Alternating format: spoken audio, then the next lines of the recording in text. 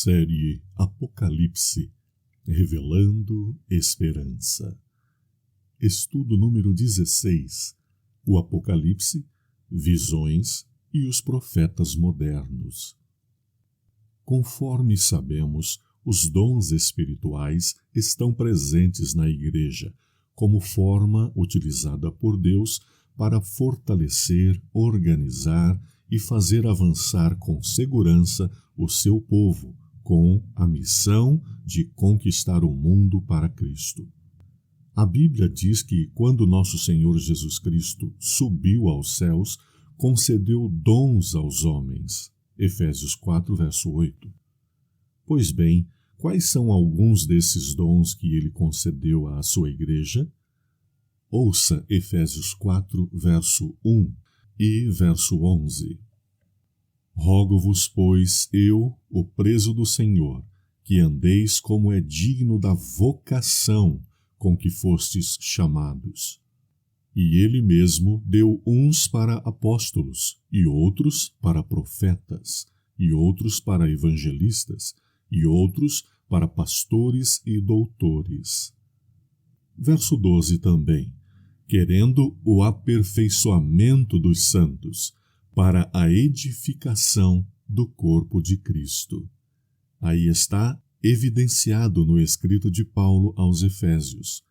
Jesus nos comissionou enquanto igreja para edificar o corpo de Cristo, construí-lo em todo o mundo. E, para isto, ele nos deu dons espirituais, inclusive alguns para profetas. Deus concede os dons do Espírito a fim de aperfeiçoar os santos, ou seja, a Igreja, para a edificação do corpo de Cristo, até que todos cheguemos à unidade da fé e do conhecimento do Filho de Deus. Efésios 4, 12 e 13.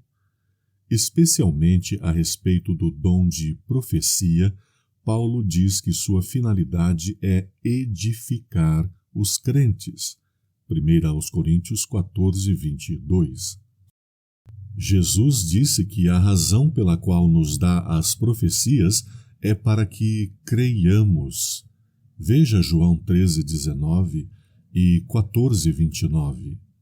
Como uma ilustração da seriedade que devemos dar às coisas que Deus revela por meio de seus profetas, veja o que o Apocalipse diz que Deus fará àqueles que alterarem o que foi revelado nas profecias. Apocalipse 22, 19. E, se alguém tirar quaisquer palavras do livro desta profecia, Deus tirará a sua parte do livro da vida e da cidade santa e das coisas que estão escritas neste livro. Portanto, devemos ter em altíssima responsabilidade o trato com a palavra de Deus em suas profecias também, porque as profecias têm por finalidade iluminar o caminho, indicar o rumo para as pessoas, de forma que se situem bem na história, nos momentos históricos, e que assim compreendam exatamente o tempo em que estão vivendo. No nosso caso, o tempo da volta de Jesus. Em Apocalipse 22, 7, Jesus faz uma promessa, um elogio às pessoas que acatam a sua palavra, dizendo: Eis que cedo venho, bem-aventurado aquele que guarda as palavras da profecia deste livro. Aí está, prezados, mais do que felizes somos nós que guardamos as palavras das profecias dadas pelo Senhor. No Antigo Testamento, encontramos um exemplo eloquente de como Deus abençoa aqueles que respeitam sua revelação. Moisés fora educado como príncipe e provável herdeiro do trono. Portanto, deve ter recebido todo o conhecimento da medicina egípcia. Os papiros médicos da antiguidade mostram que os egípcios possuíam muito conhecimento em medicina, sobressaindo nestes conhecimentos a medicina curativa. Moisés escreveu muitas coisas sobre saúde no Pentateuco, mas praticamente nada disse sobre medicina curativa. Evidentemente, ele se libertou da ciência de seus dias. Ele diz o que Deus lhe disse em seus livros. O ensino de Moisés, baseado na revelação, está centralizado na medicina preventiva, especialmente na educação sobre saúde, a fim de evitar as enfermidades. Quais foram os resultados? No Egito dos faraós, a média de vida, alta para aquela época, era de 50 anos. Em Israel, segundo o Salmo 90, escrito por Moisés, era de 70 anos. Salmo 90, verso 20, e ainda mais. É evidente que Deus cumpriu sua promessa de abençoar aqueles que creem na revelação profética. De acordo com o ensino do Novo Testamento, não faltaria à Igreja nenhum dos dons espirituais que Cristo nos dá. 1 Coríntios 1, 6 e 7.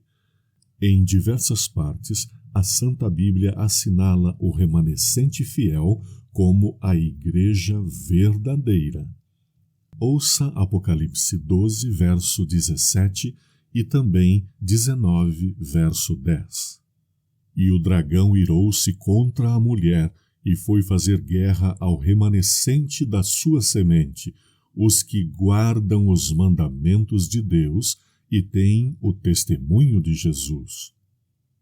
E eu lancei-me a seus pés para o adorar, mas ele disse-me: olha, não faças tal, sou teu conservo e de teus irmãos, que têm o testemunho de Jesus.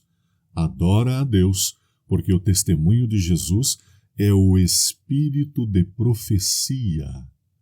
Neste caso, João está inspiradamente dizendo que o testemunho de Jesus para a sua igreja é o espírito de profecia, o entendimento das profecias bíblicas.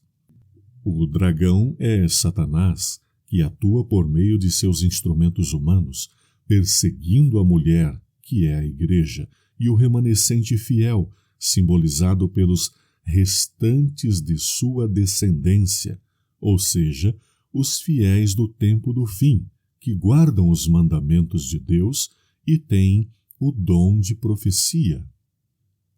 Prezados, quando estudamos a história da Igreja Adventista do Sétimo Dia e vemos como, em meio de um impressionante emaranhado de riscos e de dificuldades, as mensagens inspiradas que chegavam por meio de Ellen White deram a estabilidade, o crescimento e solidez ao remanescente fiel, chegamos à conclusão de que a profecia bíblica se cumpre.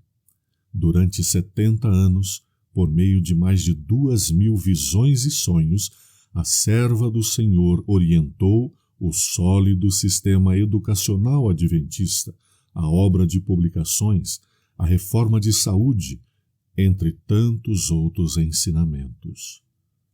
Com isto, cremos fielmente de que o espírito de profecia manifestou-se na Igreja Adventista do Sétimo Dia por meio de Ellen White, a qual dedicou toda a sua vida à produção de escritos maravilhosos que tão somente corroboram com o desenvolvimento da vida cristã. Em todos os seus escritos, não são encontradas quaisquer divergências com a Santa Bíblia, a Palavra de Deus, sendo que, inclusive, em muitos dos seus escritos, ela orienta a todos a buscarem sempre a luz das Sagradas Escrituras como regra maior de viver na presença de Deus, testemunhando neste mundo da verdade e da justiça. Se pode uma palavra consolar alguma vida, se pode uma canção conter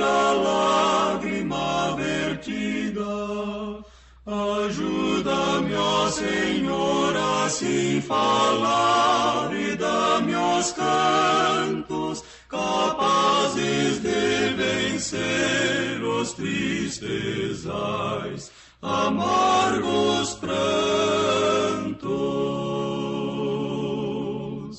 Se um gesto de atenção restaura o brilho de um sorriso, se um pouco só de amor transforma o mundo em paraíso, se posso a meu irmão prestar socorro em rude prova, ó Deus, eu quero ter mais desse amor que o ser